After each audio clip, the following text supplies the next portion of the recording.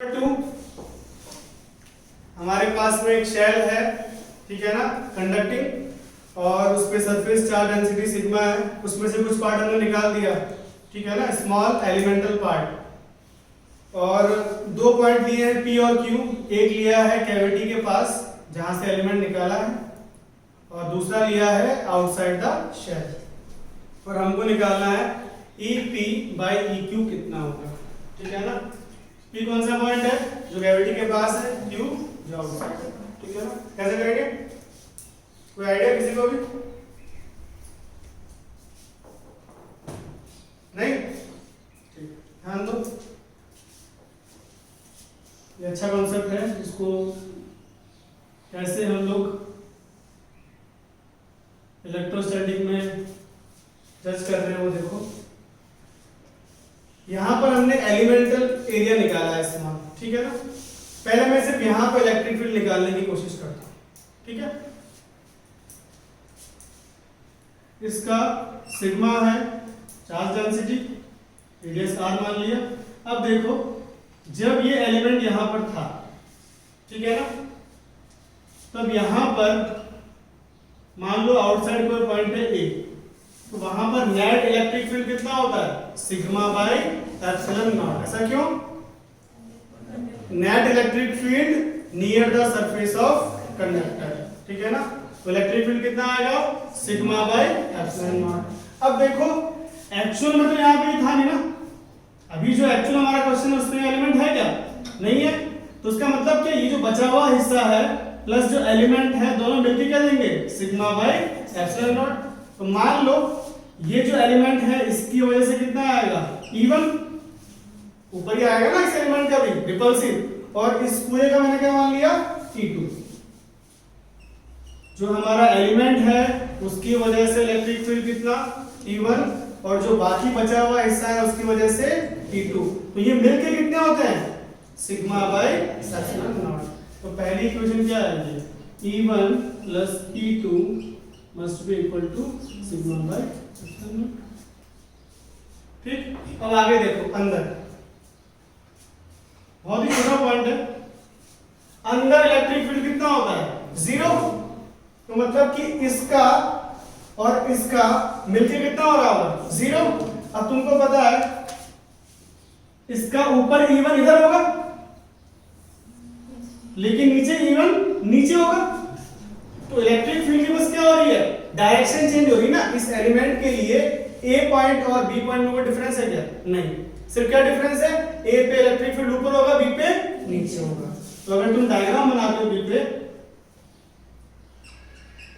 E1 और E2, जो हमारा एलिमेंट है उसको मैं E2 बोल रहा हूं, वो क्या हो जाएगा नीचे, लेकिन बाकी स्फीयर के लिए कोई मेन डिफरेंस नहीं आया ना, उसके लिए तो अप्रोक्सीमेटली ये पॉइंट क्या है, सेम। तो उसके लिए कितना आएगा, E1। और E1 माइनस E2 कितना होना चाहिए, कितना आना चाहिए, 0। E1 minus E2 equal to 0। क्या इन दोनों इक्वेशन से हम E2 निकाल सकते हैं? E2 कितना आ रहा है, sigma by 2 epsilon not, equal हो गया ना E1 E2। तो E2 क्या है, सिर्फ इस कैविटी की वजह से इलेक्ट्रिक फील्ड, या फिर जो बचा हुआ हिस्सा है उसकी वजह से इलेक्ट्रिक फील्ड। पर एक्चुअल क्वेश्चन में क्या है, बचा हुआ हिस्सा, तो वही क्या हो गया, सिग्मा बाई 2 एप्सिलॉन नॉट। इस पॉइंट का नाम क्या था हमारे क्वेश्चन में, P या Q, P ना। तो EP कितना आ गया, सिग्मा बाई 2 एप्सिलॉन नॉट। और E Q सिंपल ही है, वो क्या होता है, sigma by epsilon not, because वो क्या है, near the surface of conductor. तो रेशियो कितना आ गया, 0.5। हाँ, क्वेश्चन नंबर 3 देखो भाई। शेल है, सेंटर से कुछ दूरी पर एक चार्ज रखा हुआ है Q, और उसके बाद हमने एक इलेक्ट्रिक फील्ड लगाया एक्सटर्नल E, यूनिफॉर्म, ठीक है ना। हमको निकालना है फोर्सेस अलग अलग जगह पर अलग अलग तरीके से, ठीक है ना। पहले बेसिक समझ लो, कंडक्टर्स की प्रॉपर्टी क्या क्या होती है। पहली प्रॉपर्टी, नेट इलेक्ट्रिक फील्ड जहां पर कंडक्टर है कितना होता है, 0। दूसरी, जहां जहां कंडक्टर है वहां पोटेंशियल क्या होगा, सेम, एक ही पोटेंशियल होता है। तीसरी चीज, जो कंडक्टर के बाहर जितने भी चार्जेस हैं ना आउटर सरफेस को मिला के, दोबारा बोल रहा हूं मैं, कंडक्टर के बाहर जितने भी चार्जेस हैं आउटर सरफेस के चार्ज को मिला के उनका नेट इलेक्ट्रिक फील्ड हमेशा अंदर कितना आता है? 0।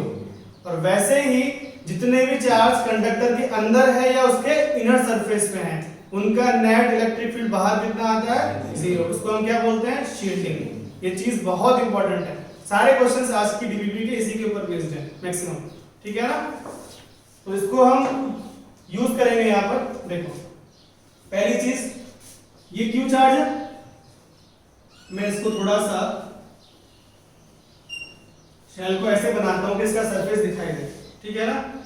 अब वैसे इसकी थिकनेस बहुत कम है लेकिन कुछ तो होगी, कुछ तो इलेक्ट्रॉन्स होंगे ना इसके अंदर, फ्री इलेक्ट्रॉन्स। अब तुमको ये पता है पहली चीज, अगर मैं गॉसियन सरफेस मानूं,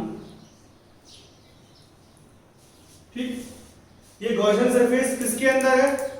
ऑन द कंडक्टर। तो इसके हर पॉइंट पे इलेक्ट्रिक फील्ड कितना आएगा? 0।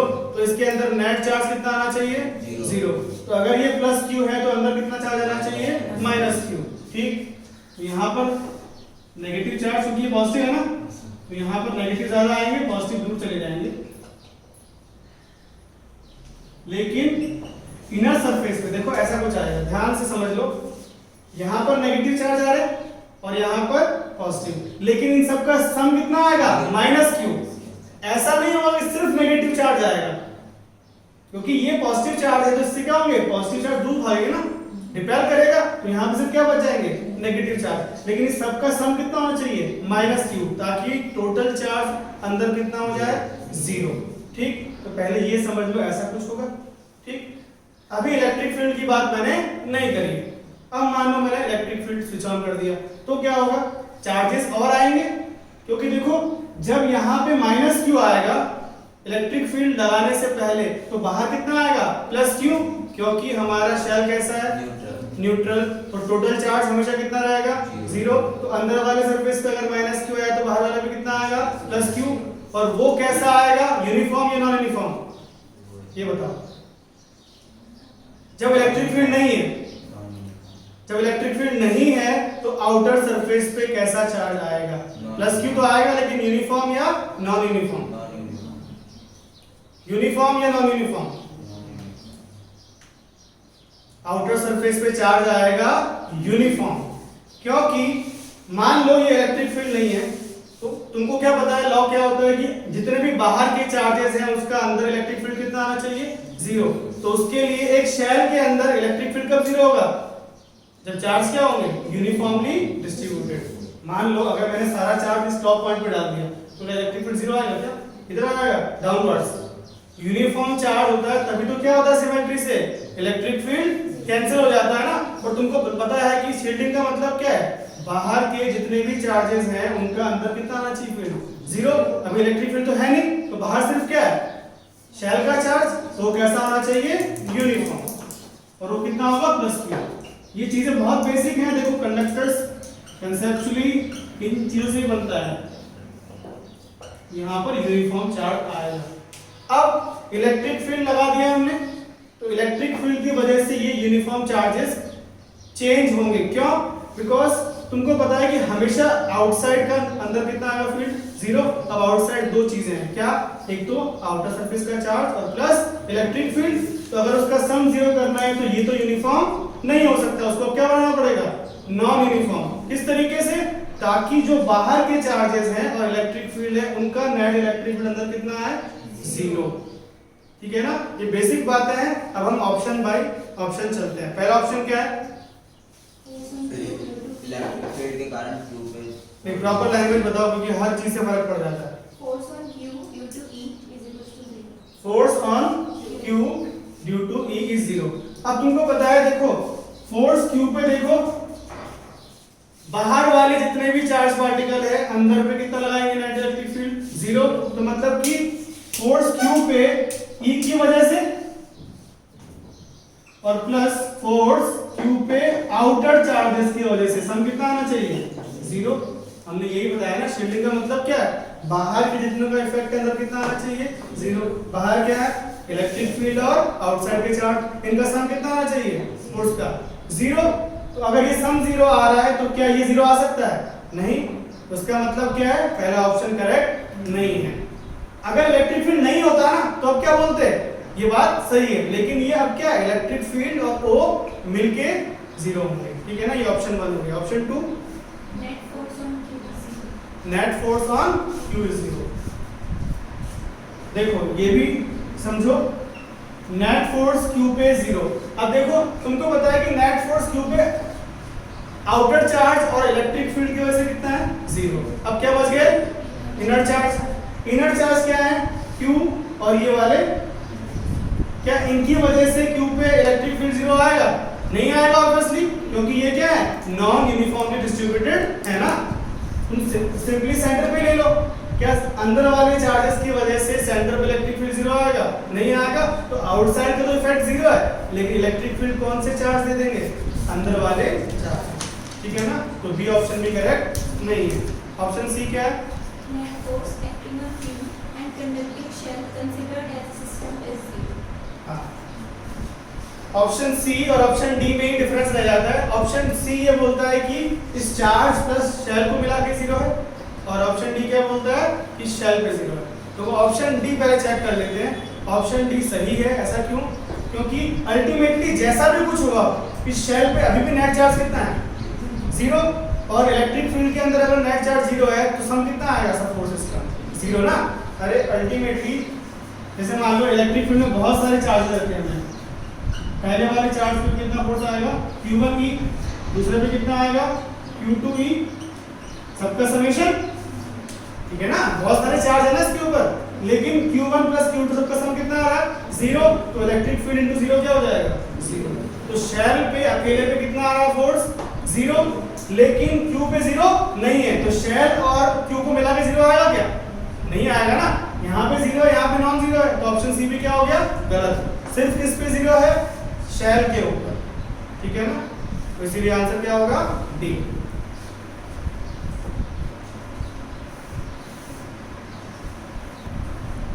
क्वेश्चन नंबर 4,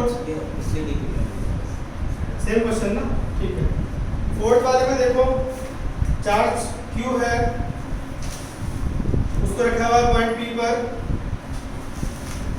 और वो सेंटर से L डिस्टेंस पे है, अनचार्ज्ड मेटेलिक बॉल, ठीक है। रेडियस R है। तुमको निकालना है एक G पॉइंट है लाइन PC पर, उस पर इलेक्ट्रिक पोटेंशियल कितना आएगा। सिंपल है, देखो हमारे पास में दो ही चीजें हैं, एक तो चार्ज है और एक हमारा शेल है। शेल पे नेट चार्ज कितना होगा 0, भले ही चार्ज इंड्यूस्ड होगा, लेकिन इलेक्ट्रिक फील्ड तो नहीं निकालना ना, क्या निकालना है पोटेंशियल।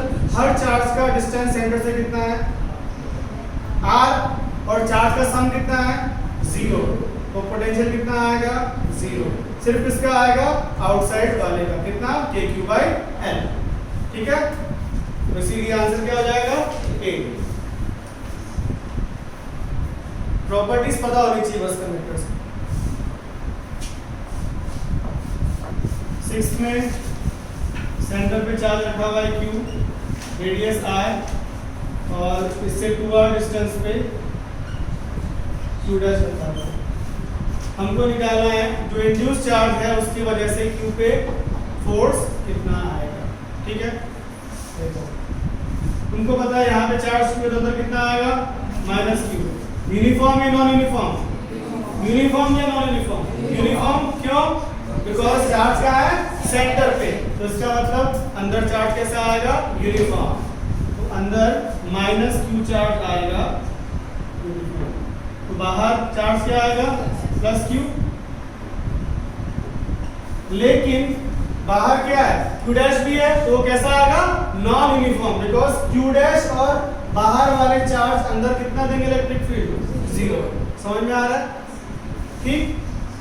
अब देखो तुमको ये पता है Q पे इलेक्ट्रिक फील्ड निकालना है, ठीक। अंदर वाले चार्जेस की वजह से Q पे इलेक्ट्रिक फील्ड कितना आएगा 0। अंदर वाले चार्जेस की वजह से Q पे इलेक्ट्रिक फील्ड कितना आएगा 0, बिकॉज यूनिफॉर्मली चार्ज है ना अंदर के हिसाब से, तो इलेक्ट्रिक फील्ड क्या हो जाएगा अंदर शेल पे 0 ना। लेकिन बाहर यूनिफॉर्मली चार्ज नहीं है। अंदर वाला कितना आ गया 0।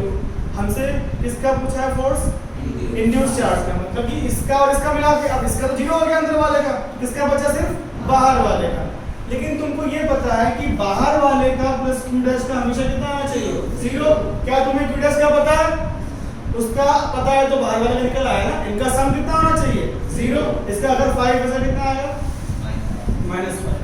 तो E इंड्यूस्ड प्लस इसका कितना आएगा k Q dash upon 2r का स्क्वायर बराबर 0। तो क्या आ गया इंड्यूस्ड चार्ज का इलेक्ट्रिक फील्ड। ठीक है ना, इसको तुम किससे मल्टीप्लाई कर दोगे q से, तो क्या आ जाएगा फोर्स। तो ऐसे सोचना है, सिंपल है। प्लैंक है, मास m, man small m, length l है, फ्रिक्शन कोएफिशिएंट के बीच में म्यू है और यहाँ फ्रिक्शन नहीं है। ठीक है, पहला ऑप्शन क्या है, एक्सेलरेशन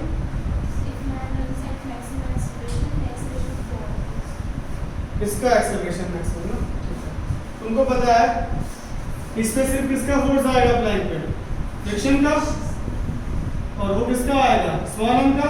मुझे ये बताओ स्मॉल m पे फ्रिक्शन की मैक्सिमम वैल्यू कितनी होगी म्यू n, और इस पे नॉर्मल कितना होगा स्मॉल mg, तो फ्रिक्शन कितना आएगा म्यू mg।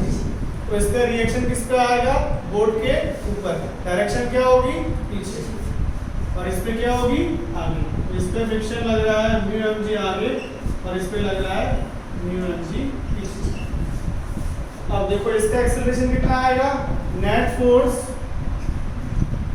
बराबर मास इनटू एक्सेलरेशन 1 का, वो कितना आ जाएगा म्यू जी। ऐसे ही दूसरा में लिखते हैं, तो नेट फोर्स कितना है minus mu m g, direction पीछे नेगेटिव ले रहा हूँ, m into k two, k two कितना आ गया माइनस म्यू एम जी, क्योंकि ये फोर्स इससे ज्यादा नहीं हो सकता, तो इसका एक्सेलरेशन इससे ज्यादा नहीं हो सकता, तो इसीलिए ऑप्शन ए क्या हो गया करेक्ट। ठीक है, ऑप्शन बी क्या है, इसको यहां से यहां पहुंचने में टाइम कितना लगेगा, सिंपल है। देखो मैन को बोर्ड की रिलेटिव कितना चलना है plus L, initially relative velocity कितनी है 0, और ए रिलेटिव क्या हो जाएगा a1 माइनस a2, डायरेक्शन क्या है अपोजिट, तो एक्सेलरेशन जुड़ जाएगा ना, कितना आएगा mu g plus mu m g by m. अब क्या लगा दोगे एस बराबर u t plus half a t square. Option C क्या है, इज नॉट 0 या 0, नॉट 0 दिया है ना ऑप्शन में, ऑब्वियसली वो एक्सटर्नल फोर्स नहीं है, तो सेंटर ऑफ मास चलेगा ही नहीं, इनिशियली रेस्ट पे तो हमेशा क्या रहेगा रेस्ट पे। तो ऑप्शन सी क्या हो गया गलत है। नहीं, उन्होंने सिर्फ बोर्ड का दिया है, सिर्फ बोर्ड का दिया है, सिर्फ बोर्ड का दिया, फिर भी गलत है ना। सर मेरा तो आ रहा था, पर क्या पता प्लस एम और अपॉन एम की गलती। अरे भाई बोर्ड भी चलेगी और वो भी चलेगा, ऑप्शन क्या दे रखा है हमको, उन्होंने वो उसका दे रखा है, क्या कहते हैं मैन का डिस्प्लेसमेंट, मैन का डिस्प्लेसमेंट, हाँ l माइनस एक्स और x है ना सर, हाँ, हाँ। तो वो उल्टा दे दिया सर, तो गलत हो गया। तो ऑप्शन चेंज कर दिया ना, ठीक है। ऑप्शन डी क्या है, ऑप्शन डी की सेंटर ऑफ मास की वेलोसिटी 0 होगी, तो होगी क्योंकि एक्सटर्नल फोर्स नहीं, ठीक है। क्वेश्चन नंबर 10, ये हमारा डायग्राम है, सब कुछ दिया हुआ है। पहला ऑप्शन है electric field at the centre due to charge over the outer surface of the shell is 0। क्या होगा, जो आउटर सरफेस है उसकी वजह से क्या इलेक्ट्रिक फील्ड 0 होगा, नहीं होगा ना, आउटर सरफेस प्लस q1 का मिला के 0 होगा, इतना बताया, ये बताया था ना मैंने आज, इसलिए ऑप्शन ए क्या हो गया गलत। कुछ तो बोलो यार। Option B electric field at the centre due to charge over the outer surface of the shell is, कितना आएगा, कितना आएगा, electric field at the centre due to charge over outer surface of the shell. कितना आएगा? 0 आएगा। कितना आएगा? जितना इसका आएगा प्लस इसका आएगा, सम कितना आएगा? 0। इसका कितना आएगा? KQ1/B²। इसका भी कितना आएगा? KQ1/B²। ऑप्शन सी और डी में एक ऑप्शन चेक करना है हमको, पोटेंशियल निकालना है। Due to all charges at the centre, तो बहुत ही सिंपल है। यहाँ पर नेट चार्ज कितना है? Q। सब मिला के कितना है? Q। कितना आएगा? KQ/R। इसका कितना आएगा? KQ/A। इसका कितना आएगा? KQ1/B। Option B. ठीक है।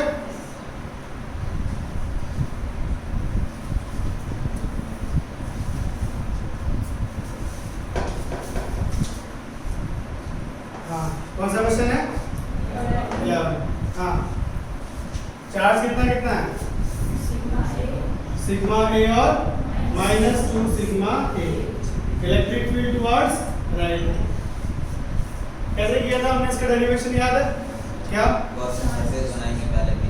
तुमको पता है कि फेसिंग चार्ज में हमेशा क्या आता है? इक्वल एंड अपोजिट लॉस है। दूसरा, जो चार्जेस का सम का हाफ है वो कब लगता है? जब कोई एक्सटर्नल इलेक्ट्रिक फील्ड नहीं होता, लेकिन फेसिंग वाला हमेशा लगेगा। ठीक है। प्लेट्स है हमारी, मैं मान लेता हूँ यहाँ पे चार्ज x है, यहाँ पे कितना आएगा? -x। इस पे टोटल चार्ज अगर सिग्मा है तो इस पे कितना बचा होगा? सिग्मा ए -x। इस पे कितना बचा होगा? -2 सिग्मा ए प्लस x। ठीक, ये पार्ट तो हो गया। इससे हमें ये हेल्प मिल गई कि एक वेरिएबल में क्या हो जाएगा? x। उसके बाद में कुछ नहीं है, किसी भी पॉइंट जो कि इनसाइड कंडक्टर और इलेक्ट्रिक फील्ड कितना आएगा? 0।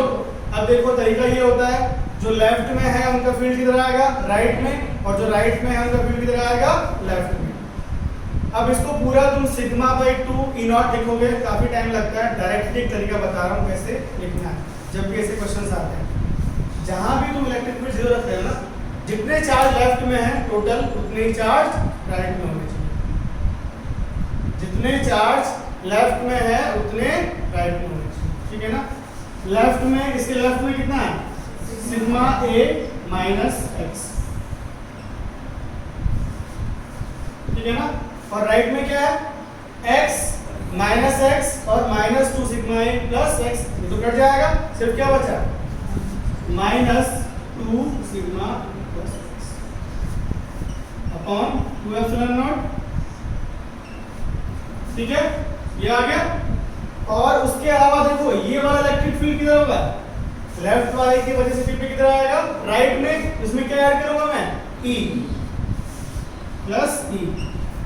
ये मिलके कितने होने चाहिए? 0 ना। लेफ्ट वाला electric field equal to right वाला इलेक्ट्रिक फील्ड। क्या निकल आएगा इससे? x। और हो जाएगा। ठीक है, निकालो कितना आ रहा है। आगे तो तीनों मिले कितने आ गए? 0। एक बार इसको हो गया। हाँ, इसके अंदर जो है एरिया भी डिवाइड करना पड़ेगा, बिकॉज क्या है? सिग्मा/2 एप्सिलॉन नॉट। ठीक है ना। तो हर जगह एरिया से डिवाइड कर देना। हाँ भाई, क्वेश्चन नंबर 14 देखो यार। एक पार्टिकल है, उसके अलावा एक स्फेरिकल शेल है। ठीक है ना। शेल का मास दिया हुआ है, चार्ज दिया हुआ है। ठीक है ना। और पार्टिकल का चार्ज दिया हुआ है सेम एज स्फीयर। इसका मास नहीं दिया हुआ है, पार्टिकल का मास भी दिया हुआ है। ठीक है ना। हम वेरिएबल्स मान लेते हैं। ये डिस्टेंस कितना दिया हुआ है? h मान लेता हूँ। इसका मास m मान लो। इसको वेलोसिटी v दी हमने, इस पे चार्ज q और इसका चार्ज भी q। ठीक है। हमको निकालना है कितनी मिनिमम वेलोसिटी की जाए कि वो ग्रेस करता हुआ निकले। ठीक है साहब। अब ध्यान दो, ग्रेस करने का मतलब क्या है? जब भी ग्रेस वर्ड आता है मतलब कि टच करता हुआ, टेंजेंशियल। तुमको पता है ये अगर इंफिनिटी से आ रहा है ना, पास आएगा, मान लो यहाँ पर आया। एक शेल का इलेक्ट्रिक फील्ड कैसा आता है? रेडियल। इस पॉइंट पे कैसा आएगा इलेक्ट्रिक फील्ड? इधर। मान लो इसकी वेलोसिटी जो है इधर, और इलेक्ट्रिक फील्ड किधर आएगा, इधर। तो फोर्स के दो कंपोनेंट आएंगे ना, एक ये वाला और एक ये वाला।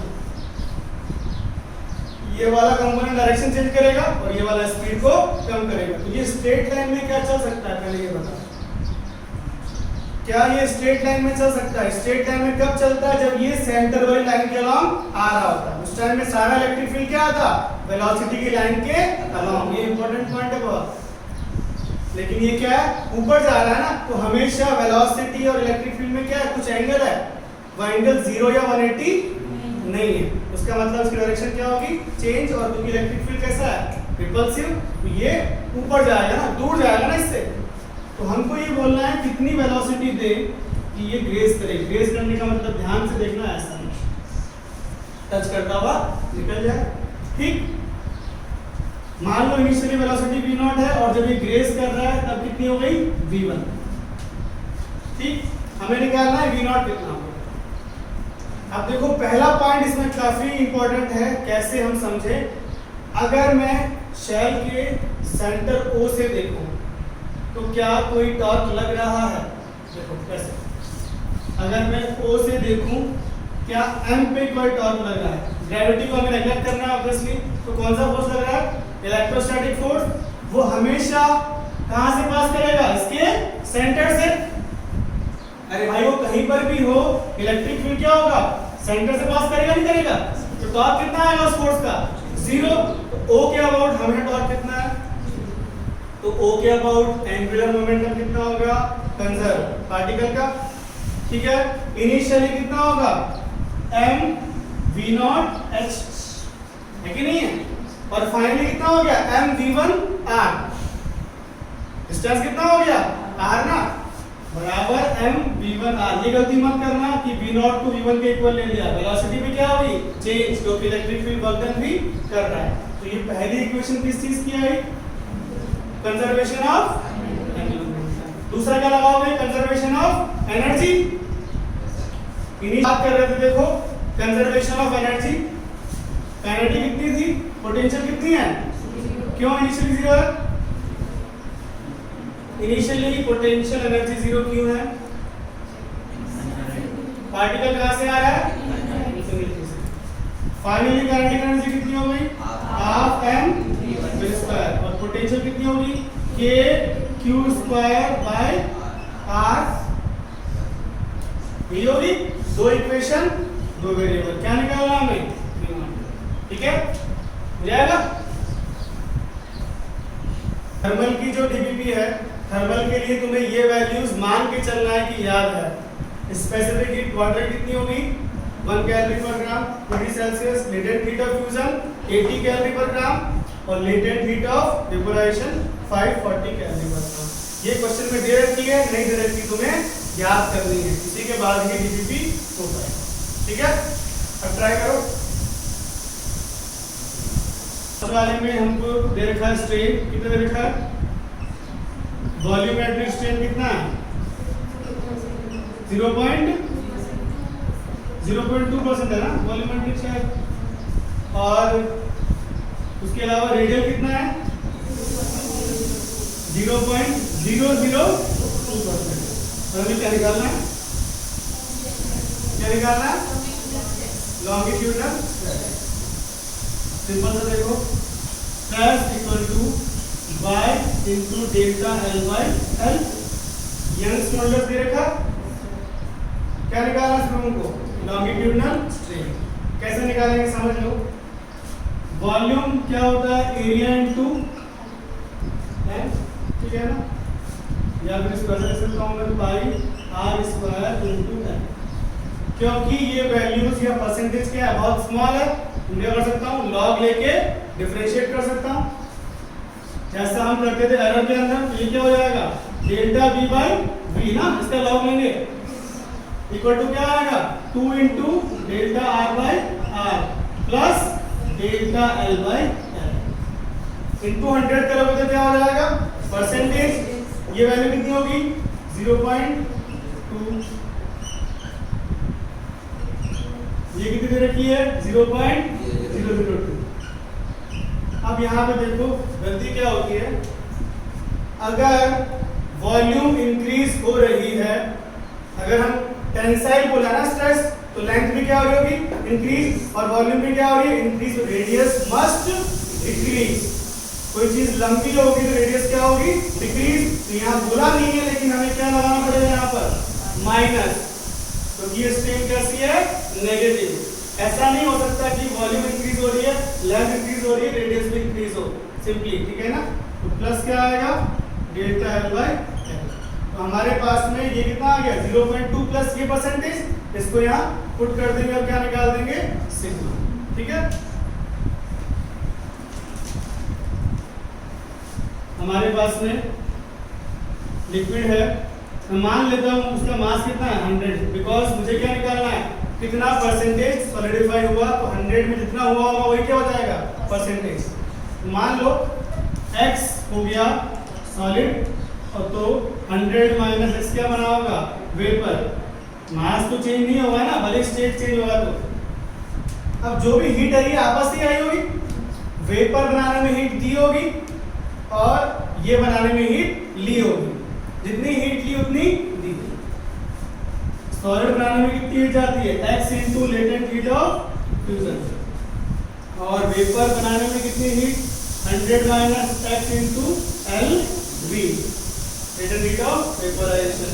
क्या इसमें x निकल आएगा, वही क्या हो जाएगा, परसेंटेज, ठीक है। निकालो कितना आ रहा है,